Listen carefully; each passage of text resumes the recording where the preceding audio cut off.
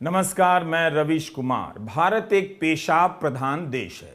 इस पंक्ति के लिखते ही चैनलों पर सीधा प्रसारण होने लगा कि मध्य प्रदेश के मुख्यमंत्री शिवराज सिंह चौहान आदिवासी युवक दशमत रावत के पांव धो रहे हैं, उनके साथ पौधारोपण भी कर रहे हैं। तब मैंने यह पंक्ति बदलकर भारत एक पांव पूजन प्रधान देश है लिख दिया।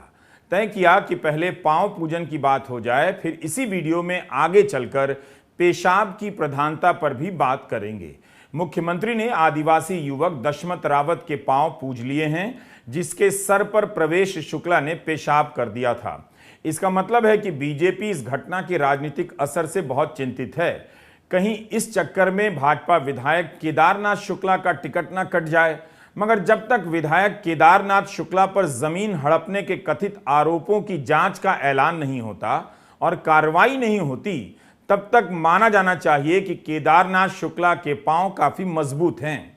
प्रवेश शुक्ला की तरह पिछले साल शंकर मिश्रा ने एयर इंडिया के बिजनेस क्लास में एक महिला के ऊपर पेशाब कर दिया। तब शंकर मिश्रा ने कहा कि महिला ने खुद से अपने ऊपर पेशाब कर लिया है। प्रवेश शुक्ला पर कार्रवाई होने के बाद भी केदारनाथ शुक्ला कहे जा रहे हैं कि यह कांग्रेस की साजिश है। राज्य में सरकार बीजेपी की और साजिश कांग्रेस कर रही है। प्रवेश शुक्ला क्या कांग्रेस के कहने पर पेशाब कर रहा था? बेतुकी बातों की भी एक सीमा होती है। हम इस टॉपिक पर आएंगे कि भारत कैसे एक पेशाब प्रधान देश बन गया है। पहले पांव पूजन की प्रधानता वाली इस संस्कृति की उदारता का सीधा प्रसारण देख लेते हैं। वैसे तो यह तमाम चैनलों पर चला ही होगा, मगर फिर भी मुख्यमंत्री ने पांव धोने का वीडियो भारी भरकम संवादों के साथ ट्वीट कर दिया।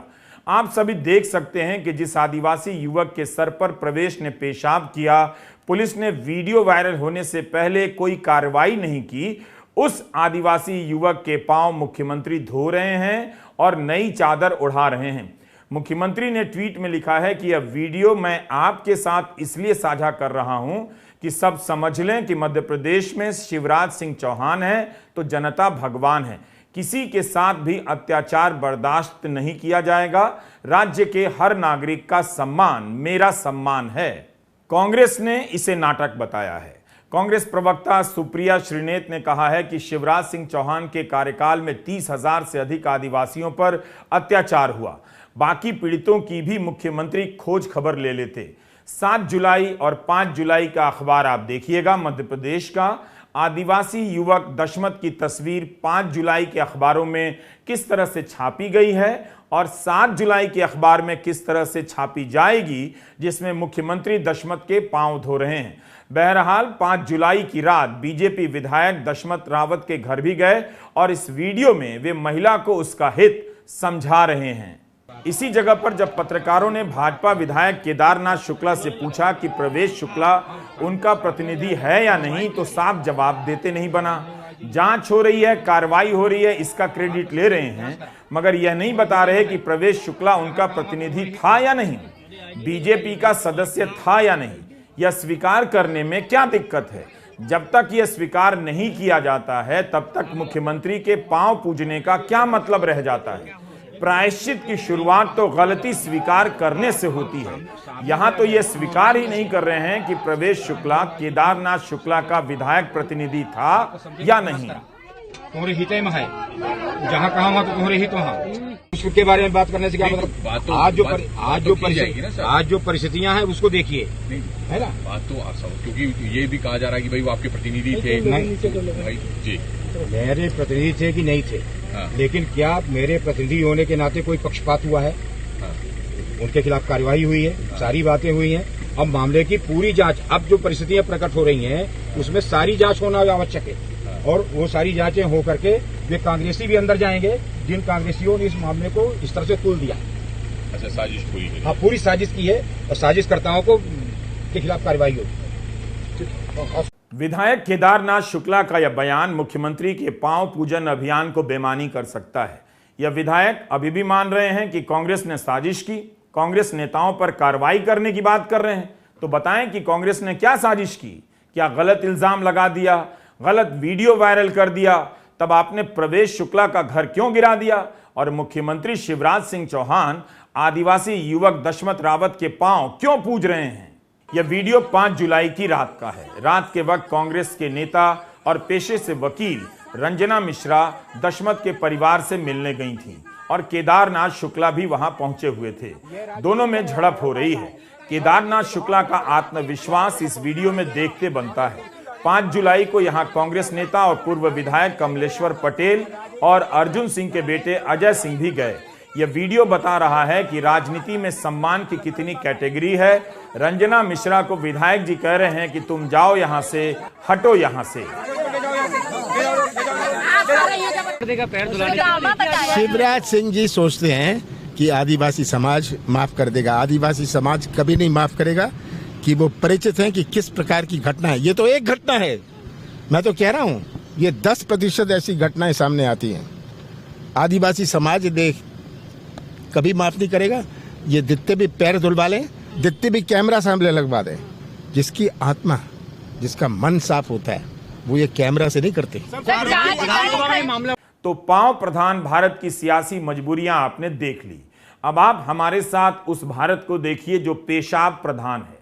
भारत एक पेशाब प्रधान देश है। वैसे तो इस देश में तरह तरह के प्रधानों की प्रधानता रही है, मगर पेशाब की प्रधानता का लेवल ही अलग है। प्रधानों में भी बहुत से प्रधान हो सकते हैं जिनकी प्रधानी पेशाब के आगे कमजोर पड़ जाती है। पुरुषों के पेशाब करने को रोकना आसान नहीं। कब्रिस्तान की दीवार पर यह चेतावनी लिखी है कि यहां पेशाब ना करें, और इस दीवार पर लिखा है कि यह मंदिर की दीवार है, यहां पेशाब ना करें। लोगों ने तो देवी देवताओं की तस्वीरें भी लगाकर देख ली, उनका नाम भी ले लिया, मगर पेशाब करने की आदत खत्म नहीं हो रही।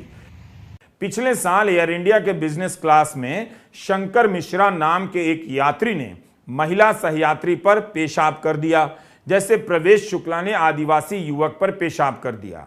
इस वक्त भी जब आप यह वीडियो देख रहे हैं, भारत के अनगिनत पुरुष कहीं ना कहीं खुले में खड़े होकर पेशाब कर रहे होंगे। वे आपके रास्ते में आकर पेशाब कर सकते हैं, आपको ही उनके रास्ते से हटकर जाना पड़ेगा। हम आज के इस वीडियो में अपने देश में पेशाब की पुरुष प्रधानता पर बात करेंगे, लेकिन 2014 के एक मामले की तरफ आपका ध्यान दिलाना चाहता हूं। अप्रैल 2014 की खबर है। बाकायदा दिल्ली हाईकोर्ट की एक बेंच ने तो हाथ खड़े कर लिए कि हम मर्दों की पतलून की जीप पर ताला लगाने और चाबी घर पर छोड़ देने के आदेश नहीं दे सकते हैं, और इसके बिना यह प्रकोप रुकने वाला नहीं। एक याचिका दायर की गई थी कि जगह जगह पेशाब करने पर रोक लगे। कोर्ट ने हाथ खड़े कर लिए कि उनके बस की बात नहीं। कोर्ट घर से निकलने वाले मर्दों की पतलून की जिप पर ताला नहीं लगा सकता। यहां तक कि दीवारों पर देवी देवताओं की तस्वीरें लगाकर देख ली गईं, तब भी यह समस्या काबू में नहीं आई। यह जज साहिबान ने टिप्पणी की थी जो अखबारों में छपा था। कोर्ट को छोड़िए, हमने जब मीडिया रिपोर्ट को खंगाला तो ऐसी भी खबरें मिली कि केंद्र द्वारा राज्यों को सुझाव दिया गया है कि 200 से लेकर 5000 तक का जुर्माना लगना चाहिए। चेन्नई में खुले में पेशाब करने का जुर्माना 50 रुपया मिला। कर्नाटका में 2013 से कानून है कि 100 रुपया जुर्माना होगा, लेकिन सितंबर 2016 की हिंदू की खबर है कि किसी से जुर्माना वसूल नहीं किया गया। अक्टूबर 2018 में अहमदाबाद में 9 मर्दों पर 100 रुपए का जुर्माना लगा था। ये सब खबरें छपी हुई मिली हैं। तभी हमने कहा कि भारत एक पेशाब प्रधान देश है। आप यहाँ के किसी भी शहर से गुजरिए, वहाँ की दीवारों पर इंकलाब जिंदाबाद के नारे कम मिलेंगे, पेशाब ना करने की चेतावनियां ज्यादा मिलेंगी। जहां चेतावनी लिखी होती है वह दीवार बिल्कुल सूखी नहीं लगती। यत्र तत्र पेशाब ना करें, ये नोटिस है। यह जनाब उसी दीवार पर पेशाब करते देखे जा सकते हैं जिस पर लिखा है यहां पेशाब करना मना है। कहीं भी और कभी भी पेशाब करना पुरुषों का नैसर्गिक अधिकार है, जिसके आगे तमाम तरह के संवैधानिक प्रावधान बेबस नजर आते हैं। इसका एक राष्ट्रवादी प्रावधान नजर आ सकता है। घरों में शौचालय बनाना पश्चिम के मकानों की शैली है। हर वो आदमी जो कहीं भी पेशाब करता है वो पश्चिम से भी लड़ता है, और लड़ते लड़ते उन राष्ट्रवादियों से जा मिलता है जो पश्चिम से हर बात में आज तक लड़ रहे हैं। इनका कोई ठिकाना नहीं है। खुले में पेशाब करने वाला राष्ट्रवादी पुरुष आकर नई सियासी थ्योरी ठेल देगा कि हम पश्चिम के शौचालय की मानसिकता का विरोध कर रहे हैं। भारत में पुरुषों को कहीं भी पेशाब करते देखेंगे तो लगेगा कि पेशाब करने वाले पुरुष पहले आए, शहर और शौचालय बाद में आए हैं। जब औद्योगिक क्रांति शुरू हो रही थी तब सरकारों के लिए पश्चिम में सैनिटेशन मुद्दा बनने लगा। फ्रांस में पैसा देकर शौचालय की शुरुआत हो गई थी। 1851 में लंदन में एक बड़ा मेला लगा, ग्रेट एग्जीबिशन। इसमें पब्लिक टॉयलेट बनाया गया। यह मुफ्त नहीं था। तब इस शौचालय का 8.25 लाख बार इस्तेमाल हुआ था और कमाई हुई थी 2441 पाउंड। इसी से प्रेरित होकर अमेरिका में सिक्का डालकर टॉयलेट जाने लगे लोग। 60 और 70 के दशक में अमेरिका में सार्वजनिक टॉयलेट को फ्री करने की मुहिम शुरू होती है। भारत में भी अलग अलग दौर में शौचालयों को लेकर आंदोलन हुए, लेकिन पेशाब करने के मामले में भारतीय पुरुषों का जवाब नहीं। आप इस वीडियो को पूरा देखिएगा। पेशाब प्रधान भारत के बारे में काफी कुछ जानेंगे। कई बार तो लोग इन चेतावनियों के कारण भी उसी जगह पेशाब करते हैं, देखने के लिए कि क्या होता है। चेतावनी लिखते लिखते गालियां लिखी जाने लगी कि पेशाब करने वाला गधा है, गधे का बाप है। अब इस गेट पर जो लिखा है उसे पढ़िए। यहां पेशाब करना सख्त मना है, पकड़े जाने पर कठोर कार्रवाई की जाएगी। पता नहीं कठोर कार्रवाई में क्या किया जाएगा या क्या किया गया होगा, लेकिन इस तरह की चेतावनियों की भाषा का अध्ययन किया जाना चाहिए। हमने नोट किया है कि 2 तरह से मना किया जाता है। एक में सिंपल लिखा होता है कि पेशाब करना मना है और एक में लिखा होता है पेशाब करना सख्त मना है। मेरे पास इसकी जानकारी नहीं है कि दीवार पर सख्त मना लिखने पर पेशाब करने वाले पुरुषों पर क्या असर पड़ता है और केवल मना लिखने पर क्या असर पड़ता है। क्या उसके बाद भी वहां पेशाब किया जाता है? यह चेतावनी थोड़ी नई भाषा शैली की लगी। सावधान, यहां पेशाब करने के लिए ना रुकें, आपके साथ कोई भी घटना घट सकती है। क्या मैं यह समझूं कि पोस्टर लगाकर कुछ लठैत वहीं पास की झाड़ी में छुपे होंगे जो यहां पेशाब करने वालों को पकड़ते ही कूट डालेंगे, या केवल डराने के लिए यह पोस्टर लगाया गया है? चेतावनियों का समाज पर क्या असर पड़ता है, इसका विश्लेषण करने के लिए आपको एक एक दीवारों का पेशाब सर्वेक्षण करना पड़ेगा। जब एयर इंडिया के बिजनेस क्लास में यात्री सुरक्षित नहीं हैं, तो भारत के शहरों की इन दीवारों का क्या ही रोना रोया जाए। वैसे प्रवेश शुक्ला की तरह एयर इंडिया में पेशाब करने वाले व्यक्ति का नाम शंकर मिश्रा था। यह घटना 26 नवंबर 2022 की है। शंकर मिश्रा नाम के व्यक्ति ने न्यूयॉर्क से दिल्ली की एयर इंडिया फ्लाइट में नशे की हालत में 70 वर्षीय महिला पर पेशाब कर दिया। यह घटना बिजनेस क्लास में हुई। एयर इंडिया पर 30 लाख का जुर्माना लगा। पायलट इन कमांड का लाइसेंस 3 महीने के लिए सस्पेंड कर दिया गया। आईपीसी और इंडियन एयरक्राफ्ट एक्ट की धाराओं के तहत केस किया गया। बाद में इस पर एयर इंडिया ने 4 महीने का नो फ्लाई बैन लगाया। कुछ दिन बाद इसे कोर्ट से 1 लाख के मुचलके पर बेल मिल गई। शंकर मिश्रा को कोर्ट की तरफ से एडिशनल सेशंस जज ने कहा कि जो मिश्रा ने किया वो घृणास्पद है, पर कोर्ट को नियम का पालन करना होता है। चूंकि शंकर मिश्रा ने बिजनेस क्लास में पेशाब किया था, इसलिए उसके घर पर बुलडोजर नहीं चला और ना प्रवेश शुक्ला की तरह इस व्यक्ति के आचरण पर विस्तृत बहस हुई। दोनों ही अमानवीय और पुरुषवादी घटनाएं हैं, मगर दोनों को सजा अलग अलग मिलती है। शंकर मिश्रा और प्रवेश शुक्ला के प्रकरण के बाद आप जब भी जहां भी पुरुषों को पेशाब करते देखें, अपने भीतर भी झांक लें। दिसंबर 2023 में एक और घटना हो गई। एक व्यक्ति ने पेरिस दिल्ली उड़ान में महिला की सीट पर पेशाब कर दिया। एयर इंडिया ने इस घटना की रिपोर्टिंग ही नहीं की तो नागर विमानन महानिदेशालय ने एयर इंडिया पर 10 लाख रुपए का जुर्माना लगा दिया। केवल एयर इंडिया नहीं, भारतीय पुरुषों ने अमेरिकन एयरलाइंस में भी ये काम किया है। इसी अप्रैल 2023 की खबर है। न्यूयॉर्क दिल्ली की फ्लाइट में एक आदमी ने दूसरे यात्री से बहस के दौरान उस पर पेशाब कर दिया। इसे भी नशे की हालत में बताया गया। 5 महीने में ये 5वीं ऐसी घटना थी। 3 न्यूयॉर्क दिल्ली की फ्लाइट पर हुई थी। इनका नाम नहीं बताया गया। पेशाब करने वाला कौन था, इन संदर्भों में उसका नाम नहीं पता, लेकिन उसकी करतूत पर एयर इंडिया को 10 लाख और 30 लाख रुपए का चूना लग गया। इस वीडियो को पूरा देखने के साथ साथ रवीश कुमार ऑफिशियल को ज्वाइन जरूर कीजिए। आपके समर्थन की जरूरत है। हमने अपनी पढ़ाई के दिनों में एक किताब पढ़ी थी, the second sex, Simone de Beauvoir की। यह किताब पहली बार 1949 में छपी थी। पहले ही सप्ताह में इसकी 20,000 कॉपियां बिक गईं। 40 भाषाओं में इसका अनुवाद हो चुका है। आप इस किताब को पढ़ें, क्योंकि हम तो इसके एक छोटे से हिस्से का ही इस्तेमाल करेंगे। इस किताब में एक प्रसंग है कि पुरुषों में पेशाब करने का सामाजिक व्यवहार किन किन बातों से बनता है, क्यों पुरुष पेशाब करने को लेकर इतने लापरवाह हैं। प्रवेश शुक्ला का पेशाब करना जातिवादी और राजनीतिक व्यवहार था, लेकिन जगह जगह पेशाब करते हुए देखे जाने वाले पुरुषों के इस व्यवहार को नागरिक और मर्दवादी नजरिए से भी देखा जाना चाहिए।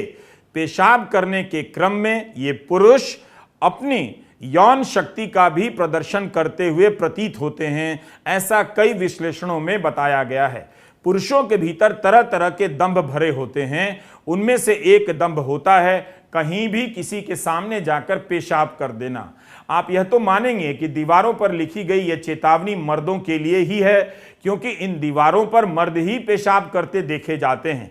इन चेतावनियों में भले ही पुरुषों को नाम लेकर संबोधित नहीं किया गया है, लेकिन अनुपस्थित रहकर भी वही उपस्थित हैं। सिमोन कहती हैं कि औरत पैदा नहीं होती, बनाई जाती है, तरह तरह की हिदायतों से कि कैसे बैठना है, कैसे उठना है और कैसे सोना है।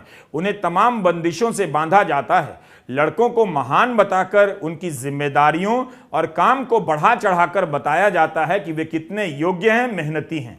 लड़कों को अपने लड़का होने में गर्व करना सिखाया जाता है और इस क्रम में वे अपने शरीर, खासकर लिंग पर भी गर्व करने लग जाते हैं, जबकि लड़कियों को शरीर के कारण बात बात में शर्मिंदा किया जाता है। सिमोन ने जो लिखा है उसे ठीक से नोट कीजिए। वे कहती हैं कि लड़के के लिए पेशाब करना एक खेल है, वो उसके पुरुष होने का शक्ति प्रदर्शन है। लड़की के लिए ऐसा नहीं है, उसके लिए यह शर्मिंदगी का सबब हो जाता है। पेशाब करने के समय शरीर दिखता है, नीचे बैठना होता है।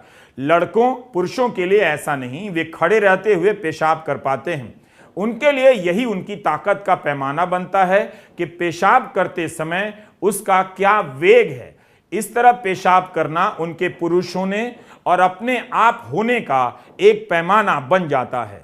कभी आपने नोटिस किया है कि खुले में पेशाब करने वाला पुरुष अपनी शक्ति का भी प्रदर्शन करता है। जहां चेतावनी लिखी होती है वहीं जाकर पेशाब करता है। यही वो उसकी शक्ति है जो जाति की नफरत के साथ, धर्म की नफरत के साथ बाहर आती है। जब आप हिंसा करते हैं, किसी से नफरत करते हैं, तो आपका शरीर ही सबसे पहला हथियार बनता है। वो हथियार है पेशाब। आए दिन सांप्रदायिक और जातिवादी नफरत का यह पेशाब देश के किसी भी कोने से बहता हुआ आपके न्यूज रूम में, ड्राइंग रूम में और व्हाट्सएप ग्रुप में आ जाता है। प्रवेश शुक्ला का आदिवासी युवक पर पेशाब करना कई तरह के शक्ति प्रदर्शन की घटना है, जिसकी बुनियाद में इस तरह से कहीं भी कभी भी पेशाब करने की आदत रही होगी। वह अब जेल में है। एयर इंडिया के बिजनेस क्लास में सफर करने वाले यात्री शंकर मिश्रा के घर पर बुलडोजर क्यों नहीं चला? बिजनेस क्लास के लिए कानून का अलग क्लास है। वैसे बेंगलुरु का शंकर मिश्रा भी गिरफ्तार हुआ था। प्रवेश शुक्ला के पेशाब करने में राजनीतिक शक्ति का भी रोल होगा। अगर उसे कानून का डर होता तो यह काम ही नहीं करता। पेशाब करने की यह अकेली घटना नहीं है जिससे भारत की बदनामी हुई है। बीजेपी के सांसद राधा मोहन सिंह की यह तस्वीर वायरल हो गई थी। इंडियन एक्सप्रेस की यह खबर आप देखिए। 2017 में वे कृषि मंत्री थे। उनके पेशाब करते समय सुरक्षा बलों को देखकर मुझे लगा कि यह देश का सबसे सुरक्षित पेशाब होगा। बंदूकधारी जवानों की सुरक्षा में पेशाब का कर्तव्य काल देखकर काफी मजाक उड़ा कि स्वच्छता अभियान की पोल खुल गई। यह खबर तो हमें ब्रिटेन के अखबार गार्डियन से मिल गई।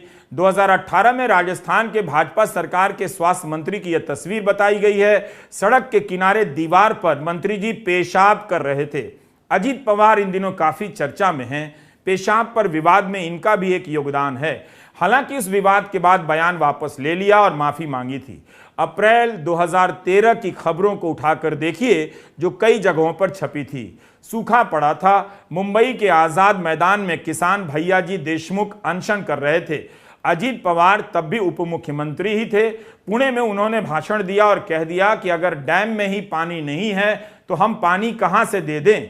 क्या हम पेशाब कर दें? अगर पीने के लिए पानी नहीं है तो पेशाब करना भी संभव नहीं है।